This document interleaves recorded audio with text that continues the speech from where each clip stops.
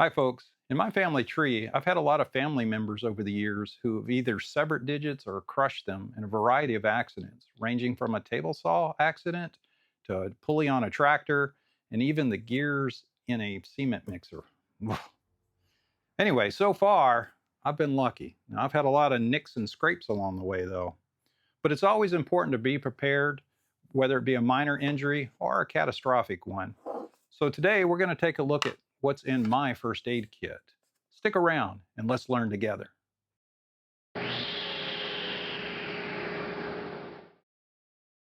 Now we're going to take a look at what's inside this first aid kit in just a moment, but I do want to talk about personal protective equipment for just a moment because it is important to prevent the accident from happening in the first place. Now, thanks to Norm, we know there's no more important shop equipment than this: safety glasses. I have polycarbonate lenses, and for basic tasks, I'll wear these. These are the ones I wear on a daily basis out in the real world. But when power tools come out and chips and metal pieces are going to start flying, I'll usually upgrade to something like this. These are prescription lenses, and they have side pieces built into them. You can pick these up at Walmart for not too much. You don't have to get the high-end glasses, just get something that's polycarbonate and has the side protection with these little wings on them. And they'll help keep pieces from coming in from the side. Now, if things get really squirrely, we're going to pull out something like this, and that'll give you even better eye protection. If you happen to wear glasses, you can also put it over your glasses. So that's nice. Pretty sleek looking, huh? If you're going to be doing something that's kicking up a lot of dust, of course, you want to make sure you have some breathing protection. Something like this can help with that. You get the right filters, and it can even help with volatile finishes that you're working with. And you also want to make sure you have good ventilation. In addition, you want to go a step further. You can get some kind of filtration system for your shop and put in HEPA filters, like I have on my dust collection back here, to help minimize the dust you're kicking back into the room. I know a lot of you probably say, you don't need all that. But I just think it's common sense that over the years, if you're going to kick up a lot of dust and breathe that in, it's not going to be great for you. So just use a little extra protection. Now, do I wear something like this for every single cut I make or the sanding that I do? No. Like if I have to walk over and do one cut and then come back to my work table, I'm probably not going to put this on. I probably should, but I don't. But if I'm going to do any kind of batch cutting or get more than one cut going, I'm probably going to wear something like this. The next thing I talk about real quick is hearing protection, whatever works for you and works. I do recommend it. I know you don't think you need it, but as you get older and your hearing starts to go, you'll appreciate this. So even if it's your ISO tunes that you want to put in, put something in. Of course, if you put in the ISO tunes and you crank the music up all the way, I don't know if you're really benefiting yourself, but try to use some kind of hearing protection. And again, with that one cut, do I put the hearing protection on? Unless I have it right with me, probably not, but I should. And then there's a really basic one that is easy to overlook. This apron that I wear, it's a fairly thick canvas. They also come in leather, and this will help with kickbacks and things projecting into my chest. Now, is it a full body protection? No. Will it stop everything? No. It's just a layer of protection. And then it's also good for holding a lot of junk.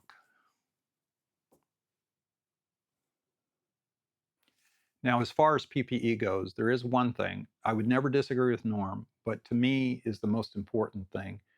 And it's a piece of equipment that's mounted up here, and that's your head.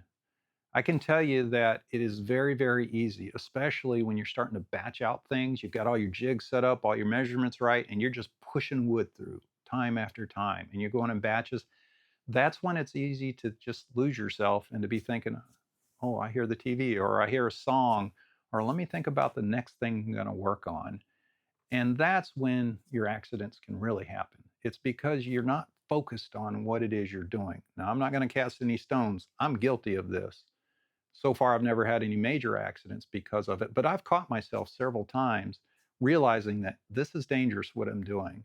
So make sure you focus on the task at hand and don't let those mundane batches especially get to you to where you're thinking about too many other things, and then you're going to have that accident. So keep that focus. One last piece of equipment I'll mention that's in the safety category is a fire extinguisher. I do keep an ABC fire extinguisher right by my shop door. Do I think I'll ever need it? Probably not, but again, it's a good thing to have. Of course, I have exposed insulation with paper backing that I need to get covered up soon in case there were a fire. but I'm going to get to that. Now, that was my quick discussion on PPE. Was it all inclusive? No, but just some basic shop essentials that you should probably think about. I didn't include like gloves when you're working with chemicals and all, but you should consider that also. All right, now let's get into this. Now you look at this case and it's pretty yellowed.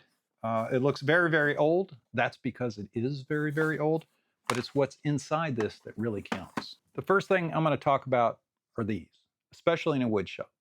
These are these little micro type tweezers, and they can get in, and they get in very, very fine points. These are the best tweezers I've ever found for being able to take out splinters. And if you're like me, you may have left a splinter in before, went in the house later and said, I'll take care of it then. And by then it's gotten red and swollen and it probably hurts a little bit. If you take a splinter out when it first happens, you're less likely to have issues with that. So have a pair of these. They're real cheap. I'll put a link in the description in case you're interested, but make sure these are in your kit. I should probably buy this by the gallon. This is a liquid bandage, and I go through a lot of it. It's perfect for that small cut or where you had the splinter and it may have opened the skin up a little bit. It's got a little antiseptic in it, but it gives you a layer of protection. Once that dries, you can wash your hands and it won't just rub off on you or get wet and soppy like a Band-Aid where you have to keep changing it all the time. It's not for big giant cuts, but for the little thing, this is great. It has a little applicator on it, and then you just dab it on and let it dry. I will say it burns a lot, but I guess that means it's working. And of course, I have a wide variety of bandages that I might need here. You never know what size you're going to need, but these will take care of some of your basics. Now, I will tell you that the way I approach wound care in the shop is I'm basically triaging, taking care of the situation. I'm probably going to go in the house at some point, and of course, it depends on the severity of the wound. It may be immediately, or it may be later in the day that I'm going to go in. And if I need things like antibiotics and things like that to apply and then wound care for long term, I'm probably going to do that part in the house. But I do keep some antiseptic in here so I can take care of that.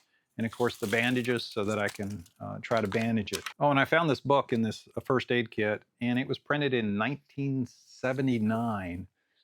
So yeah, this thing's pretty old, but you know what? You keep your contents in your first aid kit fresh. Make sure you rotate through things, change out things that have expired, and the case really doesn't matter after that. So what we've looked at so far is for basic first aid, for your nicks and cuts that you're probably going to get in the shop. Most of us will, splinters. I know for me, I'll look down, and as you get older, your skin gets thinner, and my arm will be bleeding, and I have no idea how I did it. I didn't even feel it, but there's blood. If you're in my age category, you might have that happening to you too. But now we're going to take a look at some of the more serious injuries, things that we hope never happen in our shop, but you want to be prepared for. Now, this is not all inclusive. I'm not a medical professional. I'm just telling you some of the things that I'm keeping nearby. But one of the first things I wanted to start with is some type of gauzing material. So if you did have an open wound that you needed gauze, you can get something like this. They come in little kits. You can get multiples, and they come vacuum sealed individually like this. I actually have more than what's in my kit fairly close by in case I needed them, but I keep at least one of these in my first aid kit, which is most likely the first thing I'm going to pick up if I need it. Another thing I try to keep on hand is like this, which is a bleed stop. So if you have a little bit more serious wound that you can't quite control the bleeding, you can open this up, pour it in the wound, and it will help clot the blood. It won't stop all bleeding, but it is a step up from just your basic compression if you were to need such a thing. Now, because more serious accidents can happen, one thing I like to have in the shop is a tourniquet. Again, hopefully you'll never need such a thing.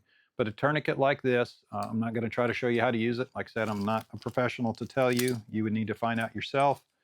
But basically, you can, with one hand, take this, twist it down, lock it off, and hopefully control any type of bleeding that you might have. But if you get one of these, make sure you get proper instruction on how to use it. You don't want to do more damage than the wound itself. Now, I will mention that Greg over at STL Woodworking, I took a class from him. It was a resin class probably 2 years or so ago now at my local Woodcraft. And I saw in one of his videos that he likes to keep this actually on the fence on his table saw. I usually keep it just behind it, and that's the next thing I want to talk to you is placement of these things. But It seems like a good idea, and he does have that background, so I think I'm gonna start keeping this near my fence. I may not put it on my fence because I know me, I'll probably hit it and knock it into the blade, so I might create a little caddy for storing other things on the side of my fence and then put it in there. But that seems like a good idea. Now, the next thing I want to talk to you about is the placement of the equipment. Now, this is not one of those things you want to say, I know I own one of those. Where did I put it? That's the way 90% of my shop is so far. I'm trying to work on that. But this is not one of those things. You want to make sure you know where it's at. You want to make sure you can get to it because when an accident happens, especially a severe accident, you're going to have the adrenaline going and you're not going to want to have to think about where you put things and having to dig through things to get to it. So make sure you place it somewhere where you can get to it very readily. You keep it in the same spot. Every once in a while, you check to make sure the contents of it are fresh and not expired. And that's going to help you a lot. I keep mine behind my table saw area on the workbenches up fairly high, and I don't move it and think about later, where did I put that? So try to keep it in the same place. I'd really like to hear from you of what you consider is important for shop safety and what you keep in your first aid kit. That might help all of us. Just throw those comments down below. Thanks for watching.